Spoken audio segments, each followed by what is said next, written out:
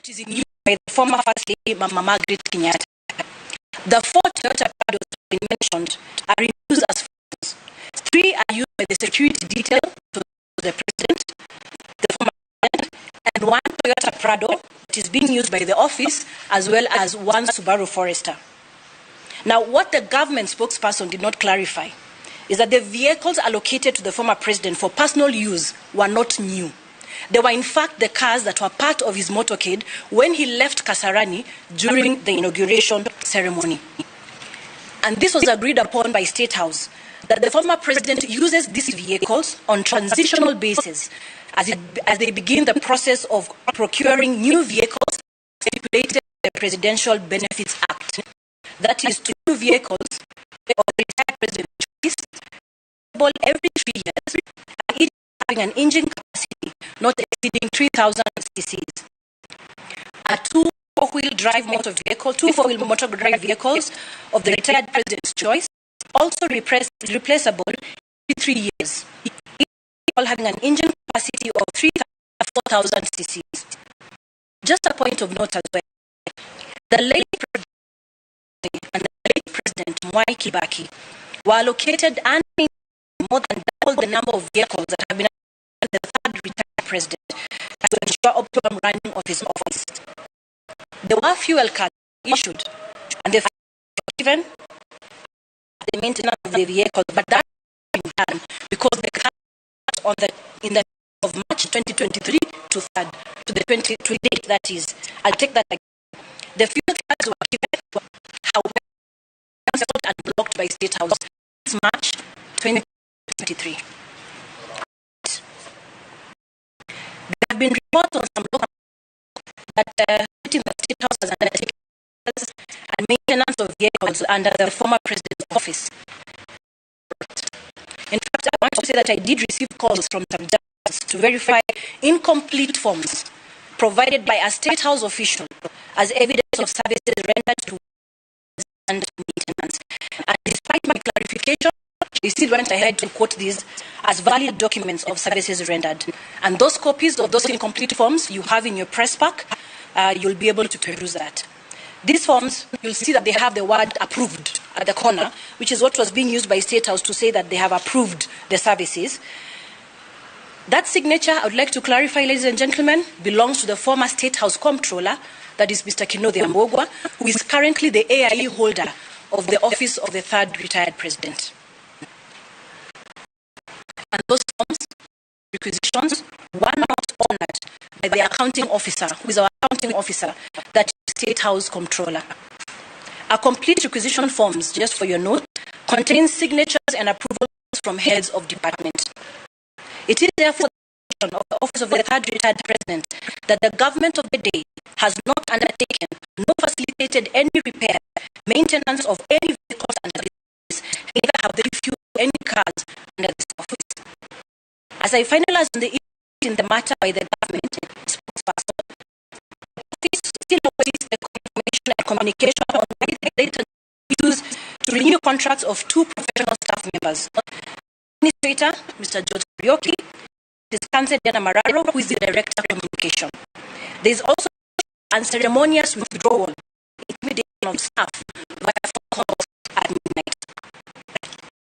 We have provided a list of the complete staff serving in the office of the retired 3rd president, and would also like to clarify the list that Mr. Maula presented in his statement had the wrong time. Members of staff that were there were 32 and not 33. Act provides for 34 members of staff.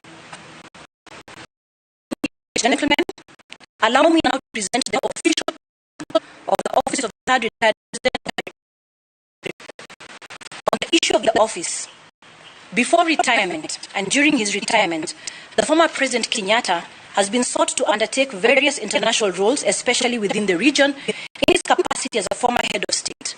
And among them was the appointment as by the East African Community Head of State during the 22nd ordinary meeting of East Africa Heads of State, which was held on the 2nd of July 2022 in Tanzania. These engagements necessitated the need to identify and establish a suitable office for the former president to enable him carry out these roles and provide an operational base for various cadre of staff. Now, with no response from State House and a lack of commitment to finalize on the issue of the office space, His Excellency, the former president, identified a suitable office space, as you can see where we are, and went ahead to fully furnish and equip it from his pocket. A formal letter was written to State House requesting valuation of the office that was identified by the former President Kenyatta as suitable for him to carry out his duties. However, the office did not receive a response on the issue, and instead, the communication that the office received was via text message by the then in charge, Mr. John Makumi. And in his statement, he indicated the estimates of the in question. Where we are, and that is the office that was elected by the former president. In your communication pack or in your press kit, you will find the communication that alludes to this statement. To date, this office depends on former president's goodwill as it waits on action. On the issue of vehicles, indicated earlier, the president is using vehicles given to him on a transitional basis. The office would like this to go on record that after transition, a conversation on the purchase of vehicles as required by the Act commenced between the two offices. That conversation I have made available for you in the kit, and it notes that the identification of vehicles was done down to the color of the vehicle, and then the conversations. To date, conversations have been revived. We don't know if the cars were purchased or not. On international trips, the former President Uhuru Kenyatta has undertaken several official trips related to the role and duties he has engaged in, and only 2 such trips have been honored. The trip to Ethiopia on matters concerning the peace process led by the African Union, and the one to Burundi that was the 11th summit of the heads of state and government of the East African Community on the issues pertaining to the peace process in the Democratic Republic of Congo. The office did submit other requests for facilitation of trips, but received no response. That you will find in your press pack. Now the budget is the 4th issue. Now this is actually the core issue. The office seeks to have addressed budget allocation. In the year 2022, 2023, Parliament allocated this office 655 million shillings. The office only confirmed 28 million shillings spread across payment of allowances as well as facilitation of the trips that I mentioned that were honored. That is approximately 4.4% of the total budget for that particular year. And this does not include the payment of salaries and medical insurance. The financial year 2023-2024 that ends in a few weeks, the budget allocation for this office was 503 million shillings. The year is without the office having any access to this allocation. The amount for the 2 years that the office had access to this approximately 1 billion Kenya shillings. Confirmed that salaries have been paid as medical insurance, but we cannot allude to it. Now, the coming year, 2024-2025, the budget allocation is 579 million shillings.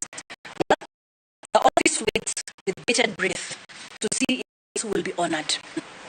You see, the quagmire that this office is in is that the office cannot substantiate what has been used and where the money have been used, since several requests and attempts to get budget returns from the accounting officer, house controller, have fallen on deaf ears. We would also like to protect ourselves from estimates tabled in Parliament. The position is that we had no input on the budget estimates that informed the allocation of 450 million that the Treasury projects to allocate the office of the third retired president in the year of 2025-2026, which is 475 million shillings for the year 2026-2027, as was reported by the Star newspaper of the Tuesday, May 14th, 2024. After budget estimates are approved in Parliament, the monies are disbursed to the accounting officers through Treasury. It is at this point that a department or office is able to access the budget allocation through the accounting as per the requirements. I just want to state that our accounting officer in this case is our house controller. The total cost of the plan is presented to Parliament as budget estimates, and once approved, the allocation will be under care of the accounting officer, who then is expected to allocate the money to the government office. This process has not happened in our case. The lack of access to our rightful budget allocation has forced the former president, Uhuru Kenyatta, to run the office from his pocket, paying for all the bills the office incurs. Communication. The office concerned the choice of communication by State House to this office. State House chooses a verbal form of communication on official issues or chooses not to respond to correspondence by the office. This includes the requisition for fuel maintenance, office operations and facilitation, pending renewal of contracts and budget returns. We all know the importance of written communication in the office to maintain transparency and order. In the press kit that we have availed to you, you will see internal communication within the office to enable us to account for actions taken following verbal, non-committal communication from the State House. We have also seen the continuous onslaught of the office on local dailies, as well as leaking of misleading documents by State House, presenting the office of the third retired president in bad light to the public. It has never been the intention of this office to engage with State House, the public gallery, on matters that should be handled between the two offices. The position of the office of the third retired president is respect of institutions, and as such has remained silent for the last 2 years, hoping for a formal engagement with State House. However, the address of the issue in the public domain has informed the move by this office to give a formal response on the real state of affairs. We call upon the relevant institutions led by Parliament, who are mandated to uphold the rule of law and defend the Constitution, the Auditor General, who is tasked to hold the government accountable in its expenditure, as well as a controller of budget, to look into the issues that we have raised. As an office, willing and ready to engage. However, it is our observation that there is a lack of commitment and reluctance by the government in fulfilling the presidential benefit in totality. Now, there was an issue that was raised in the statement about Mama Kenyatta. So, as pertains to that Her Excellency Mama Kenyatta, in her capacity as former First Lady and surviving spouse of the late President Jomo Kenyatta, is entitled to benefits amounting to 50% of her husband's pension. 3 Range Rovers that Her Excellency Mama Kenyatta had in her possession were allocated by the late President Daniel Arap Moi and the late President Mwai Kibaki during their respective tenures, and accordingly after every 3 years, that is. Now, the government spokesperson but clearly the government today has not provided with any vehicle. In fact, we would like 2023 at 7 p.m. all her drivers and security detail allocated to her were withdrawn from their residences via phone. The claims in the media when reinstated is false. To cap it off, fuel cards for her vehicles were also blocked since March 2023 to date, and vehicle maintenance denied. She fuels and maintains these government vehicles, one of which has been unserviceable for approximately over 1 year.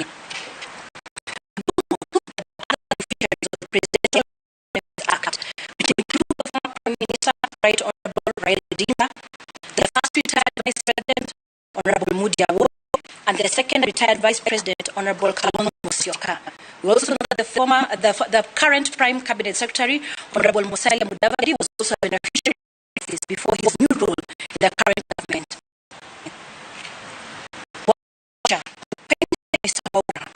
Of the government's commitment to support the retired president in accordance with the law is the ideal situation. It saddens this office to inform the public that unfortunately that picture does not exist. Our worry as an office is a precedence that is being set by the government of the day. Their decision to blatantly execution of the presidential 11 of 2023 seems to open up a Pandora's box that will leave a retired head of state at the mercy of the government of the day. And as Martin Luther King Jr. said, injustice anywhere is a threat everywhere, whatever affects one directly or indirectly. So help us God. And we'd like to clarify that this is not what we would want to happen.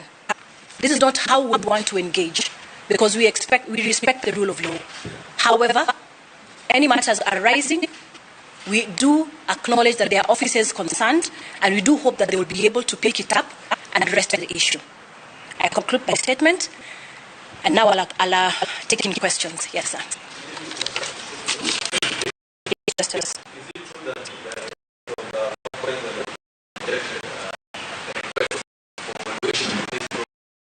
That is not true. You'll see in your press pack that there's a letter that was written to State House asking for the valuation of this office, and there has been no response. And is it also true that the office of the fourth president wants the government to pay rent for its private property? I think what I understand here is that the suitable choice of office, and I've explained to you what informed him to be able to use this office. And actually, if I may just add to that, is that the offices that are being used currently had to be taken over because what I've explained is that there were duties that needed to be taken over immediately. And despite our being able to reach out to the office of State House to be able to pay, or rather to be able to settle our office, has gone to deaf ears. The offices that we use are currently on that side where you've just, on the other side where you're from. Those used to be actually servant quarters that were converted urgently so that the office can be able to be in use. Yes. Yes. Yes. But, unfortunately, we have not earned our salary for the last 2 years. Question. Yes. Yes, Ken. Just wanted to know, in terms of the money the president has spent from his own, will you be able to quantify how much is it now? And the issue of salary. Yes. So who is sustaining it? I mean,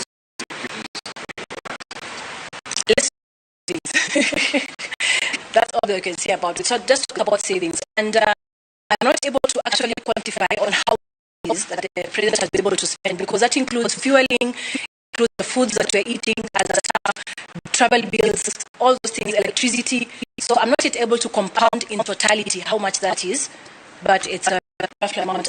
My is our administrator, personnel officer. Maybe she can be able to answer that question. Good afternoon, everyone. We do not have an exact figure of. Currently, we do not have an exact figure of exactly how much that he has spent, but that totals to the transport bills, every travel that he makes, catering bills as well, and any other running, administration, operational running of the office.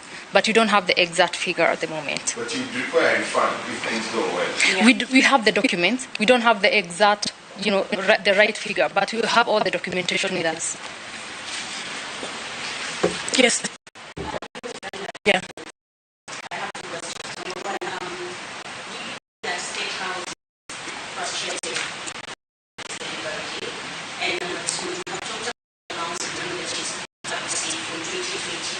Three. Yeah. 1 billion shillings. From as far as you know, is that money released from National Treasury and it goes back somewhere, or it not released at all? Okay. From the understanding, maybe you can go back and clarify.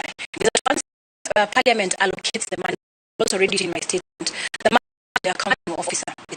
The accounting officer is the controller of state. So what happens is that once the money comes, we make a request for whatever it is we'll need, whether it's fueling, travel, and all that. So that money is supposed to be released to us by the accounting officer. That is one.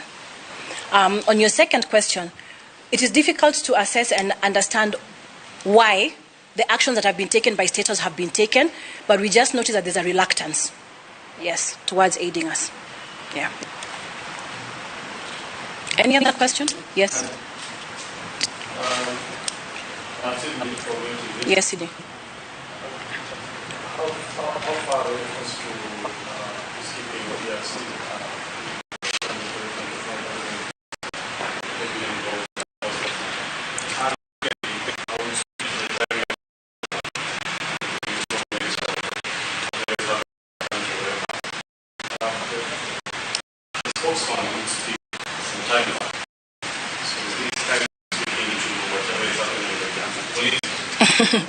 Okay, to your first question, I think the pressure today was about the office and the status. So on peacekeeping, we will address that much later.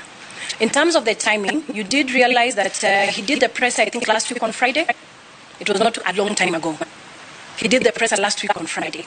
Last week, but on Friday, I think. Last week, but on Friday. What we needed to do and why we took time was we wanted to ensure that what we are bringing before you is the true position and with evidence. So that we are not just alluding to a statement, but we want you to have the evidence so that you may be able to understand the correct position of this office and what we stand for and what is true, which we want to make it public. And the reason why we've been able to respond is because they formally responded through the government spokesperson, and we felt that that was now the opportunity for us, as the Office of the Third Retired President, to also make our formal response so that people get to understand that this is where we are at with any political indication in the country right now.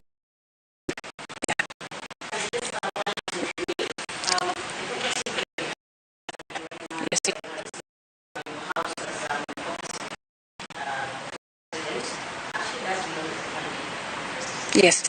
I just wanted to ask you whether you to rent out, to sort of rent out property that belongs to you as the from where you see you think that is morally correct. Okay, there is something that I would want you to follow up. Maybe you can check in the public. There was a conversation that happened during His Excellency's tenure concerning also the other beneficiaries of the Office of the Retired President. And there is actually a conversation that happened between State House and the AG's office.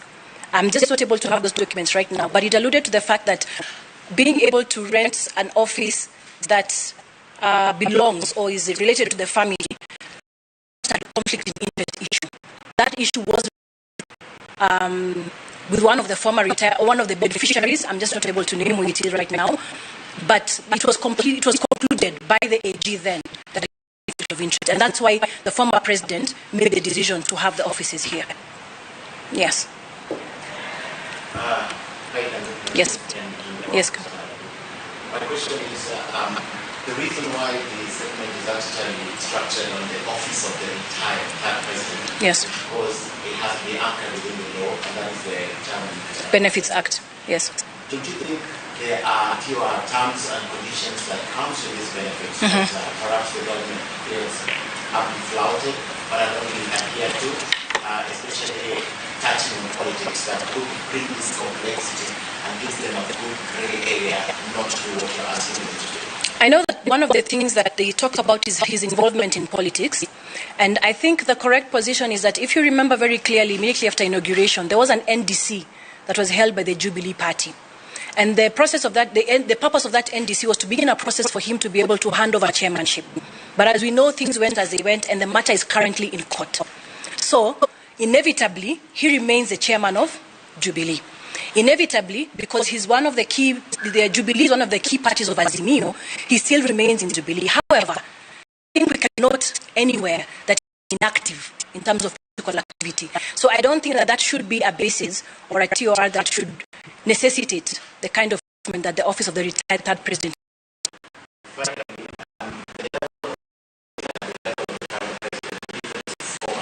Yes.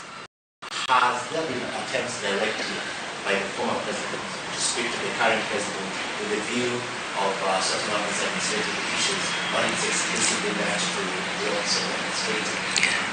I think there's nothing that has necessitated there to be a conversation, because everything it's a rule of law. It's how things need to happen. It's the operations that would require for them to have a conversation. Yes. I just wanted to know how desperate is the institution? How desperate are you? Because 2 years without the salary. By the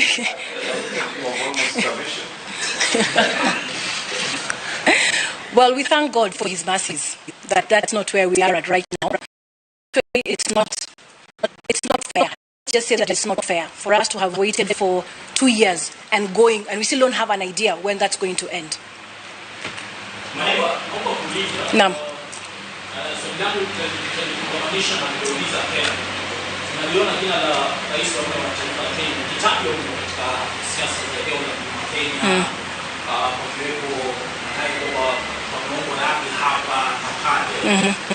Hivi msimamo wa ofisi ya rais wa nne wa taifa la Kenya ni gani? Hivi huenda tukamuona labda ndio kama hayo. Hilo la kwanza. Kisha la pili, nitaomba utupe muhtasari wa Kiswahili wapo tukumani mwishoni mwa kipindi hiki cha maswali na majibu cha shule. Haya. Kuhusiana na swala hilo la siasa, nadhani ameshaweka wazi na umeona kwamba matendo yake kwamba hajajihusisha vyovyote vile na siasa. Watu kumtaja wangependa kumtaja, kuna mapendekezo na ni mapendekezo tu yako humu ambayo hayana uhakika wowote. Kwa hivyo sidhani kama itakuwa ni sawa kuweza kumuunganisha na masuala haya, manake yeye mwenyewe hajasimama akaweza kuyataja kama mambo ambayo yanahusika nayo.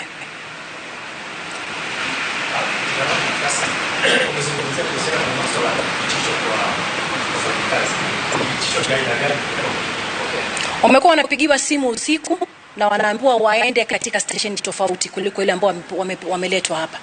Yaani wanapigwa transfer kupitia simu. Wapo. Lakini kwa sababu pia wao ni wa maafisa wa serikali, tungependa kuwalinda. Yes, Moshoke. The former CJ, Justice Marada Kompilo, the same thing former President Uhuru Kenyatta was president. Is it fair to say this is the first time that is happening? Yet that happened and that is over? Sorry. The former CJ. Yes. Yes. The complaint of the same from the former president. But you see, the Chief Justice is not part of the Retired President's Benefit Act. He's a public servant. His matters are handled by judiciary. Right? He was complaining of not getting what he deserved. Yes. That's what I'm saying. Their benefits are judiciary, not the Presidential Benefits Act.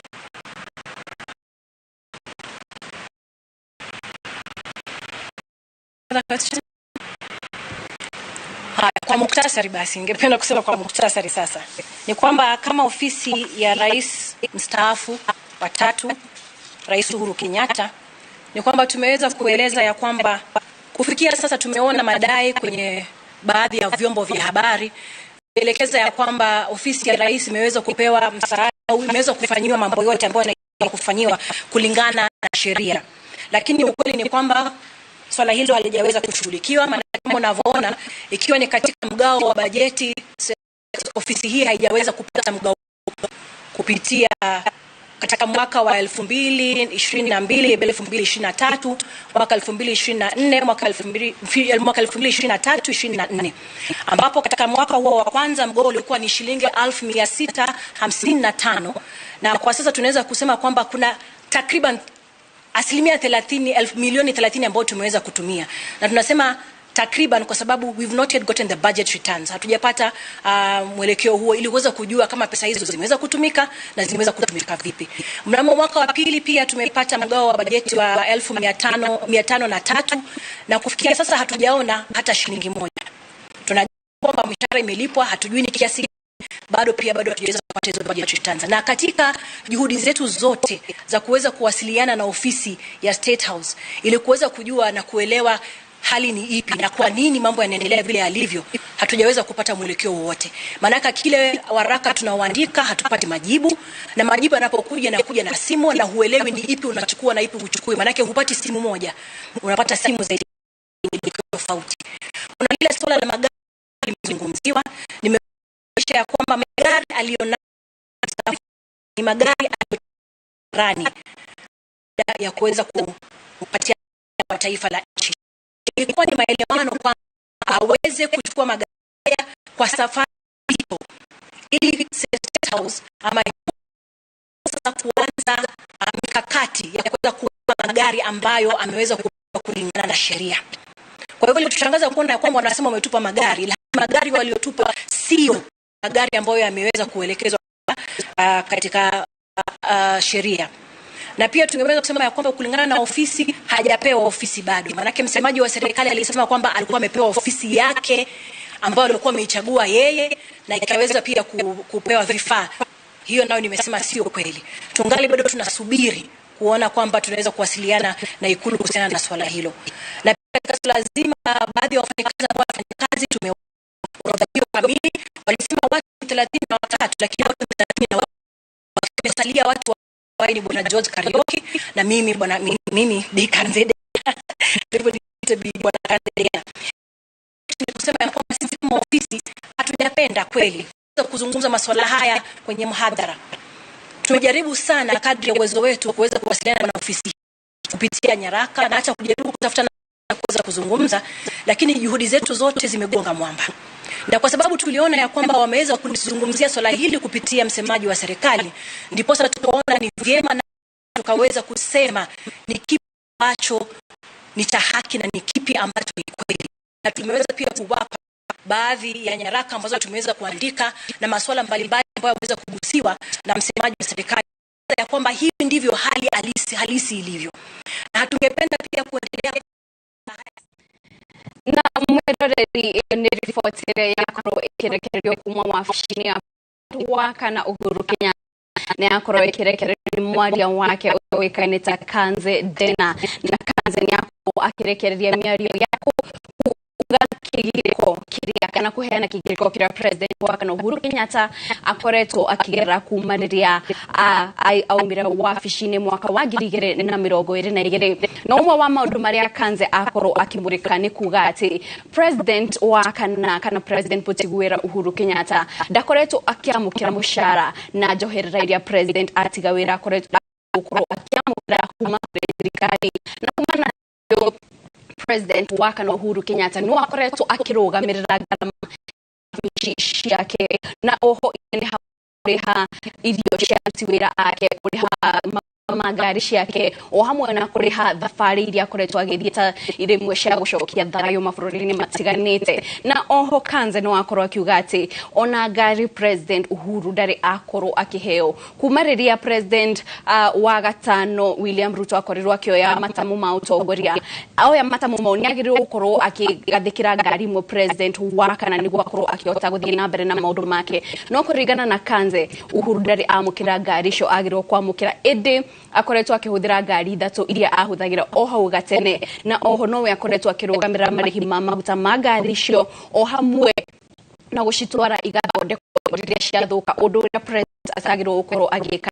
Na nikio marauga ni ukoretwo na mutukanio kuona president Mwai Kibaki o president oni makorirwo makirorwo ni thirikari iria ciakorerwo cikiingira thutha wao na kurorwo ta giturwa gya president Potiguera undu uria president Uhuru Kenyatta akorwo akiuga kana kugerera wabici yake akorwo akiuga ndukoretwo ugikwo kuria agirwo gukorwo akiamukira ciringi milioni 1.32 o mweri indi ni mbeca arauga atakoretwo akiamukira undu uria onolituhitie mirutire wira na oho ona ruti wira wabici-ini yake takanya akoretwo akiamukira mishahara kwa ihinda iriu otometia maundu matiganite. Na oho no makorwo makiuga ati mama Ngina Kenyatta uria ni nyina wa Uhuru Kenyatta na nowe wari mutumia wa president wa kana ndakoretwo akiamukira ngari iria thirikari ino yagirwo kumuhe niguo ahote guthii na mbere na wira wake. Koguo onake ni akoretwo akirugamirira marihi maguta ma ngari ciake undu uria ukoretwo wagirirwo gukorwo kirugamirwo ni thirikari na oho kuma tariki 18 mweri wa Julai mwaka wa 2023 dereva ake ni makorwo makieherio kwa ihinda na matiakorwo makiheo gitumi kia dereva cio kweherio na makorwo makieherio na njira ya kuhurirwo thimu undu uria utari wonekana na atongoria angi an hau kabere. Na koguo mani maundu mamwe makorwo makiruta makiuga ati wabici ya president raheo gitio kiria yagirwo gukorwo ikiheo gigatiba na koguo nikoretwo ikiagirwo gitio kiu. Na Kanze akirikiriria no akorwo akiuga ati mani maundu matangienda gukorwo makiaria king'ang'a-ini kana makimarehe mbere ya muingi no kumana na kigiriko kiria makoretwo makigerekanio matua itua ria gukorwo makiaria na makiria kuona ati mwaria wa thirikari Isaac Mwaura ni akoretwo akiuga ati wabici iyo ni akoretwo ikiamukira ngari agirirwo kuhe. Koguo Kanze arauga uhoro ucio ti wa mana koguo ni marenda kurorwo gigatiba maundu maria magiro gukorwo makiheo wabici ya president Mutiguwira matigirire ati nao ni mahingire roreri mano maria makorwo mweno ucio na mwandiki wa mohoro Muriuki wa Muchoki ni handite sheba kundi gwakorwo agitrera ino na njira mohoro-ini maria makorwo na mbere no ihinda o hanini tu ndugathi haraka ni turacokereria